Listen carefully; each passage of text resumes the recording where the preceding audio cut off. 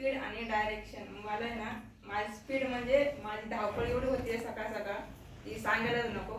तरी सुद्धा मी असा निर्णय घेतला की मला आहे ना स्वतःला काहीतरी करायचे म्हणून एक क्लास लावला. आणि 2 मुले आहेत मला, सकाळी त्यांना शाळेत वगैरे सोडायचं, खूप धावपळ होती माझी. तरी पण क्लासला 10 वाजता नाही येता मी 10:30ला क्लासला येते. आणि मला असं भविष्यात असं वाटतं की स्वतःहून काहीतरी करायचं.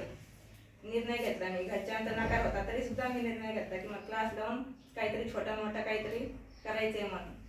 आणि डायरेक्शन म्हणजे मी असं स्पीडने काही निर्णय न घेता डायरेक्शन नाही असं म्हणजे नाही का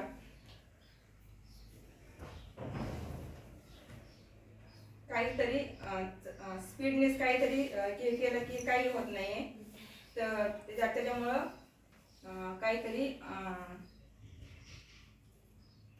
काहीतरी फायदा होईल असं नाही का काहीतरी करायचंय मला, म्हणून मी हा क्लास लावलाय.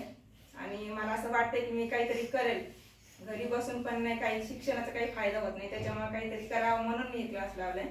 आणि मी असं माझा असा हेतू आहे की काहीतरी फायदा होईल म्हणून मला आहे ना हे क्लास तर काहीतरी मी घरचे माझे नकार देतात ते तरी सुद्धा मी आहे ना काहीतरी स्वतःचं काहीतरी करावं म्हणून हे सगळे करते.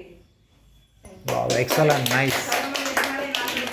बोलायची म्हणजे खूप भीती वाटते, मला सवय नाही आहे अशी नाही का सगळ्यासमोर बोलायची, त्याच्यामुळे मी घाबरते. पण हळूहळू मला हे जे भीती आहे ना ती दूर होते.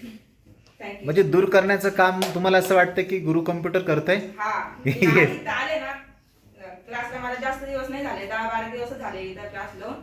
पण मी असं वाटतंय मला की माझ्यात काहीतरी बदल होतंय.